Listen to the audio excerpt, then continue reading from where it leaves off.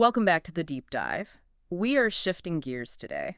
Usually we're taking apart complex systems or looking at modern trends, but today we're stepping into a space that's a bit quieter, a bit more reflective, and honestly much weightier. We're opening up the Old Testament, specifically the book of Ruth, but we aren't starting with the famous romance in the harvest fields. We're starting in the dark. It's a darkness that is absolutely essential to understand the light that comes later. We're looking at really just the first 5 verses of Ruth chapter 1. Right. It's a section that I think a lot of people just skim over to get to the good parts. But if you miss the tragedy here, you miss the magnitude of the redemption. We're focusing on a man named Elimelek. He's a figure who speaks no lines, appears for only a moment, and yet his decisions cast this huge shadow over the entire biblical narrative. That's right. She is, in many ways, one of the great what-if figures of the Bible. Precisely. He's a man of noble heritage whose life serves as a profound warning. And to guide us through this, we're going to be unpacking an essay by Brother Woody Brome titled Elimelek, the original husband of Naomi. Okay. And the goal here isn't just a history lesson. It's to understand the very real consequences of walking by sight rather than by faith. That distinction, sight versus faith, that seems to be the heartbeat of this entire story. So I'm here as the thoughtful believer, trying to make sense of how a man who seemed to have everything could lose it all so quickly. And I'm here to help us navigate the text and the context as we walk through Brother Brome's work. Great. I'm looking forward to it. This is a story about a family, but it's also a story about God's sovereignty working through and even in human failure. So let's open the text. Let's do it. Let's set the scene. The story begins with a very specific time marker in Ruth 1.1. It says, "In the days when the judges ruled." Now, for someone who might not be fresh on their Old Testament chronology, what does that phrase imply? What was the atmosphere? If you want to understand the mood, you have to look at the book of Judges, which comes right before Ruth in our English Bibles. The era of the Judges was a period of about 300 to 400 years. Wow. Roughly from the death of Joshua to the rise of Samuel. And to put it bluntly, it was a time of absolute anarchy. Anarchy in a political sense. Political, social, and spiritual. All of it. There was no king in Israel. There was no central government. The tribes were fragmented, often, fighting amongst themselves. Okay. But the spiritual condition was even more dire. The refrain that echoes through the book of Judges is, "In those days there was no king in Israel. Everyone did what was right in his own eyes." That sounds incredibly modern moral relativism. It is the ultimate definition of moral relativism. My truth is my truth. It was a time of spiritual malaise. The priesthood was corrupt. So no one to look to. No one. The people would abandon Yahweh, worship the idols of the Canaanites, the Baals and the Ashtoreths, and then they'd fall into captivity. They'd cry out, God would send a judge to deliver them, and then the moment the judge died, they would cycle right back into idolatry. It was a dark, violent, unstable time. So Elimelek isn't living in the glory days of David or Solomon. He is living in a pressure cooker. A pressure cooker, that's a good way to put it. And then, on top of all the political instability, the text says there was a famine in the land. And we have to pay very close attention to where this famine hits. It's in Bethlehem, Judah. Now, words matter in the Bible. Do you recall what Bethlehem translates to? I believe it means house of bread. Exactly. Bethlehem. House famine. So the irony is thick right from the first sentence. You have a famine striking the house of bread. Just dripping with irony. Right. This region was the breadbasket of Judah, known for its fertility and abundance. For the grain to stop growing there signaled something catastrophic. In our modern context, when we hear famine, we think of weather patterns, El Niño, drought, climate change. It's a meteorological event. Is that how Elimelek would have seen it? That is a crucial distinction. We tend to view these things through a scientific material lens. But Elimelek lived under the Mosaic administration, the covenant God made with Israel at Sinai. Okay. In Deuteronomy 28, God laid out the terms clearly. He said, if you obey, the land will yield its produce.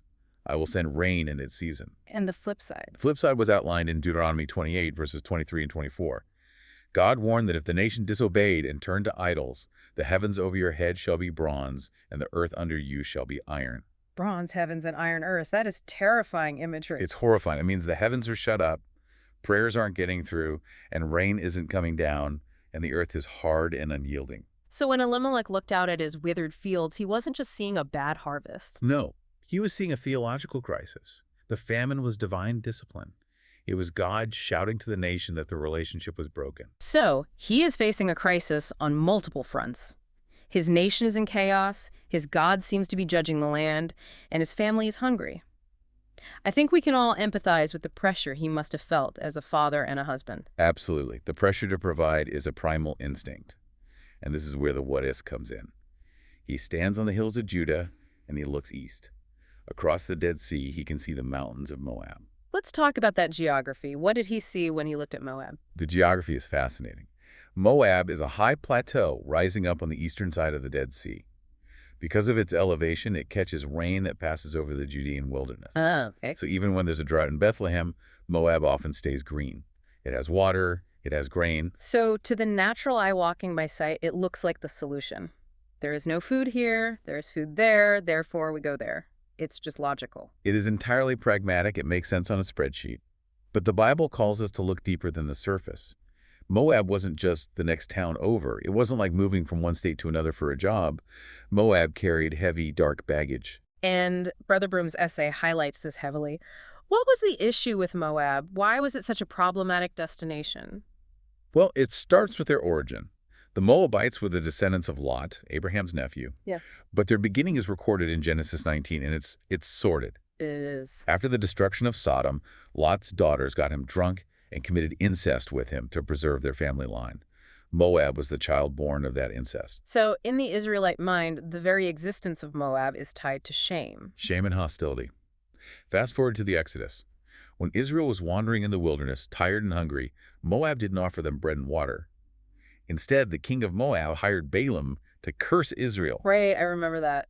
And when that failed, they sent their women into the Israelite camp to seduce the men into sexual immorality and idolatry at Baal Peor. That is a deep betrayal. And it gets worse. They were worshippers of Chemosh. Chemosh was a deity that, in times of extreme crisis, demanded human sacrifice, specifically child sacrifice. Oh, wow. We see this in 2 Kings 3, where the king of Moab sacrifices his firstborn son on the wall.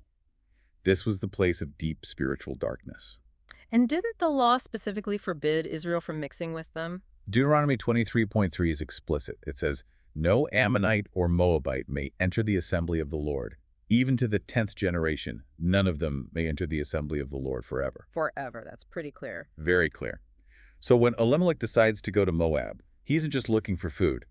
He is crossing a forbidden line. He is stepping outside the boundaries of blessing and protection. Yes, he is effectively saying, "I will trade the covenant land of Yahweh for the bread of Chemosh." He is prioritizing physical survival over spiritual separation. Let's walk through the narrative as it unfolds in the text. We meet the family in verses 1 and 2, Elimelek, his wife Naomi, and their 2 sons, Mahlon and Kilion. Yeah. And the text calls them Ephrathites of Bethlehem, Judah.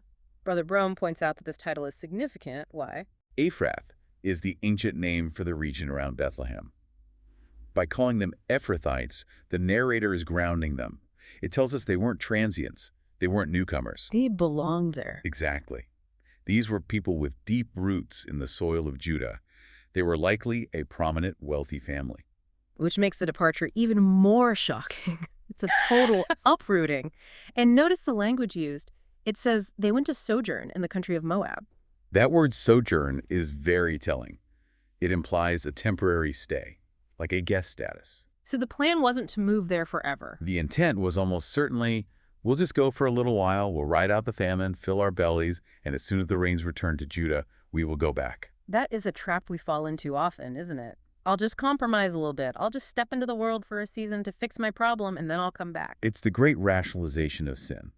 We think we can dabble in Moab and leave whenever we want. But look at what happens in the text. The verb changes. Verse 2 says, "They came into the country of Moab and continued there." Other translations say they remained there or settled there. Ah, the temporary became permanent. Exactly. They got comfortable. The urgency to return faded. They settled into the place of compromise.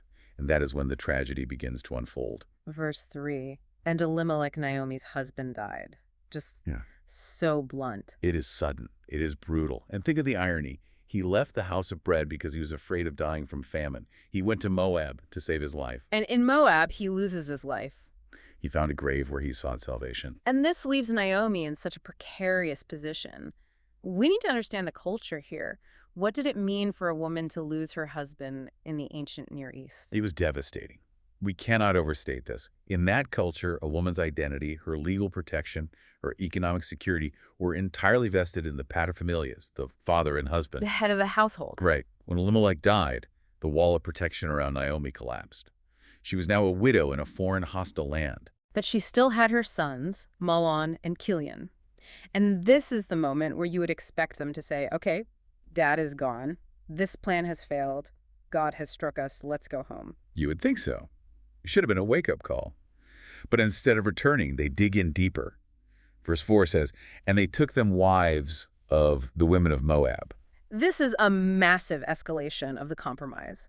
It's one thing to live there. It's another to marry into the families of the enemy. It is total assimilation. As we just mentioned, this was forbidden. By marrying Orpah and Ruth, Mahlon and Kilian were putting down roots. Right. You don't marry local women if you're planning to pack up and leave next week. This was a statement that they were now Moabites in practice. And the text gives us a timeline here. And they dwell there about 10 years. 10 years. Just let that sink in. A decade. A decade away from the sacrifices of the tabernacle. Okay. A decade away from the Passover.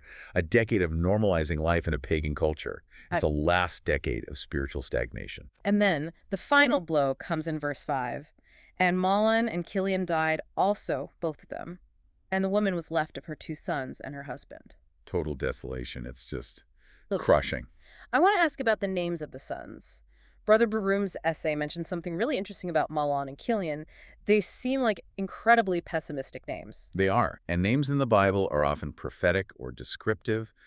Mahlon is derived from a root that means sickly or weak. Sickly. And Kilian comes from a root meaning pining, failing, or wasting away. Sickly and wasting away. That is a heavy burden to put on a child. Why would you name your kids that?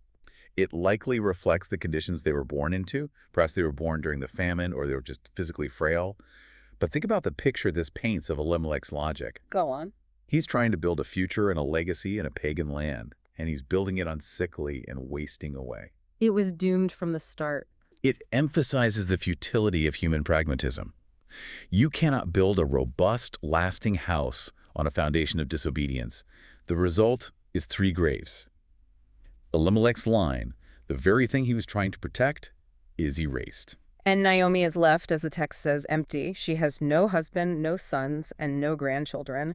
In that culture, that is effectively a death sentence. It is the ultimate tragedy. She went out full, as she says later, and the Lord brought her home empty.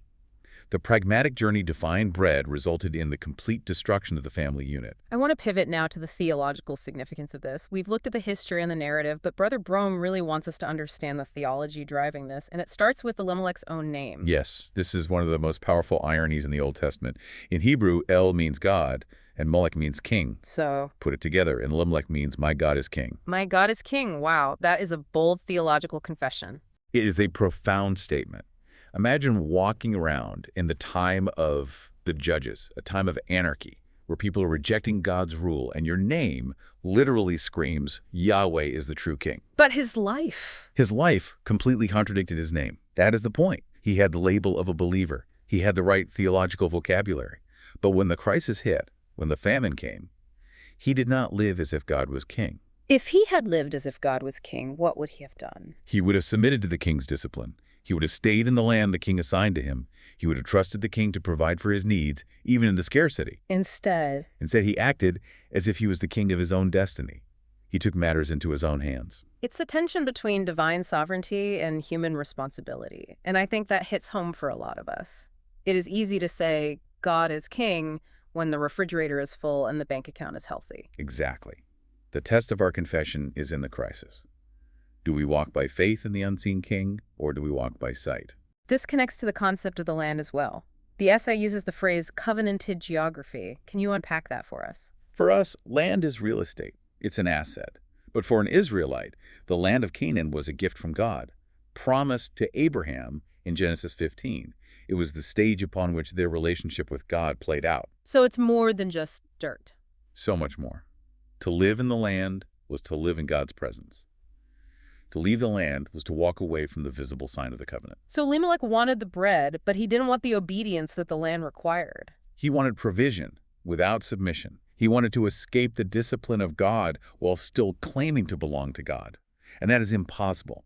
You cannot find God's blessing by running away from God's place.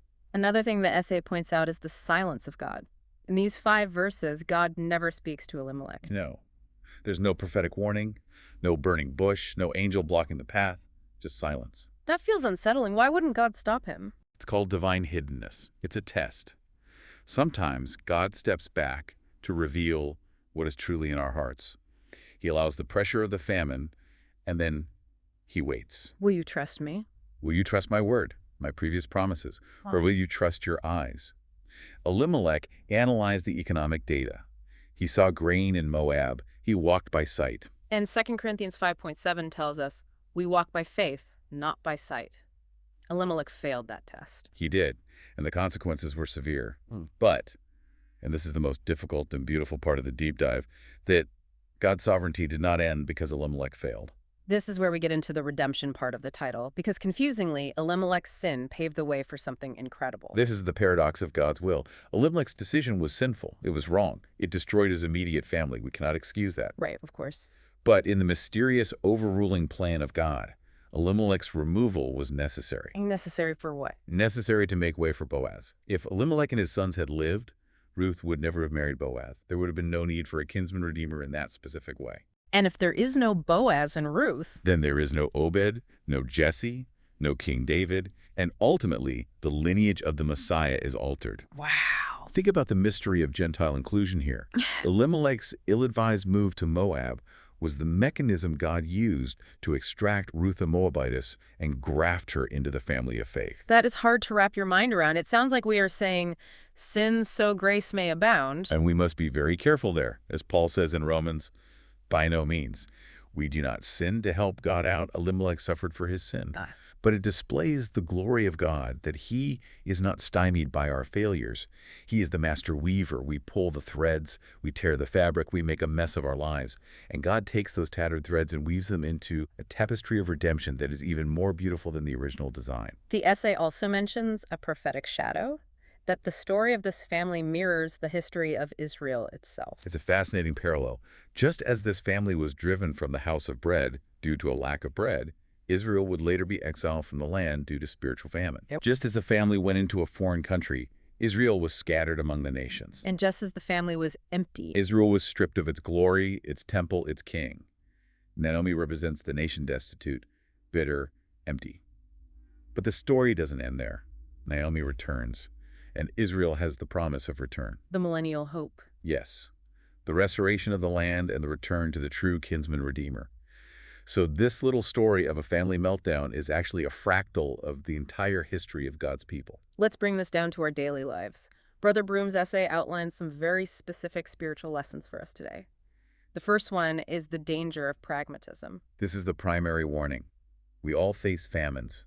Maybe for a listener right now, it isn't a lack of food. Maybe it's a financial crisis. Maybe it's a health scare. Or spiritual dryness. Right. Maybe it's a season of spiritual dryness where God feels a million miles away. And the instinct is to fix it, by any means necessary. Right. We say, I have to survive.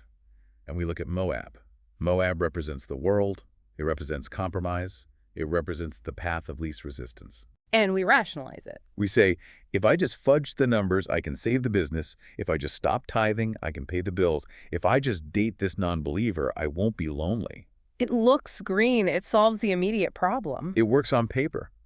But as Brother Brom writes in the essay, and this is a quote that should be seared into our minds, the grass may look greener in Moab, but it is a graveyard for the spiritual pilgrim. A graveyard for the spiritual pilgrim? That is sobering. We have to understand that the path of least resistance is often the path of greatest danger. If you solve your problem by migrating away from God's will, you might get the bread, but you'll lose the blessing. You are walking into a spiritual graveyard. The second lesson deals with leadership responsibility, and this weighs heavy on those of us who are parents or leaders. It should. Elimelek didn't fall alone. He took his wife and his 2 sons with him. Leaders cast a long shadow. When a father or a husband or a pastor compromises, the people under his care suffer the consequences. He led them right into the compromise. He exposed his sons to the culture of Moab. He placed them in an environment where intermarriage with pagans became the norm. A decision made for short-term economic gain, we need bread, led to long-term spiritual devastation for his children. So the call here is for leaders to stand firm. True leadership means trusting God to furnish a table in the wilderness. It means having the courage to say, we will stay in the place of obedience, even if it is lean. We will not go to the place of abundance if it means compromising our faith. But the story doesn't end in the graveyard. And this is the hope. The third lesson is about redemption. Thank God the story doesn't end in verse 5. The title is The Tragedy and Redemption. God used the emptiness of Naomi. He used the foreignness of Ruth. He took the wreckage of Elimelek's bad choices and built the house of David. It's amazing to think that our sinful choices have consequences. We can't escape the reality of that, but they cannot thwart God's ultimate purpose. That is the anchor for the soul. There won't be someone listening to this right now who is thinking, I've already gone to Moab. I've already made the bad choice. I've wasted 10 years. I've lost my family. What do you say to that person? I say, look at Naomi. The solution wasn't to stay in Moab and try to make the best of a bad situation. The solution was to arise and return. That's the key. If you are in a Moab of your own making, the call is to come back to the house of bread. Come back to Bethlehem. Come back. The Father is waiting. The Redeemer is there. Boaz is a picture of Christ, the kinsman-redeemer, who has the resources and the willingness to restore what was lost. He specializes in restoring the years the locusts have eaten. That is a powerful place to begin wrapping up. It shifts our perspective on suffering. The famine isn't just punishment, it can be a severe mercy if it drives us back to the source. Absolutely. It forces us to ask the hard question, where is my trust? Is it in the economy? Is it in my own cleverness? Or is it in the living God? I want to read the scripture passage that closes out this section of the story. I think reading it now, after we've unpacked all of this, it hits different. This is Ruth 1, verses 3 through 5. Now Elimelek, Naomi's husband, died, and she was left with her 2 sons. They married Moabite women, one named Orpah and the other Ruth. After they had lived there about 10 years, both Mahlon and Kilion also died, and Naomi was left without her 2 sons and her husband. It's a bleak, stripped-down summary. It stands as a monument to a wasted life, and it reminds us, physical survival is never worth the cost of spiritual compromise. That's the warning. Elimelek tried to protect his life by human means, and he lost everything. But, as we have seen, the God of Elimelek is greater than Elimelek's failure. Where the earthly father failed, the heavenly Father succeeded through the kinsman-redeemer. Amen. And so for everyone listening, here's our prayer and blessing for you today. May you find the courage to trust God in the famine and not run to Moab. May you have the wisdom to stay in the place of blessing, even when it is hard. And may you have the assurance that even in your emptiness, God is working for your redemption. Grace and peace to you. We'll see you next time on The Deep Dive.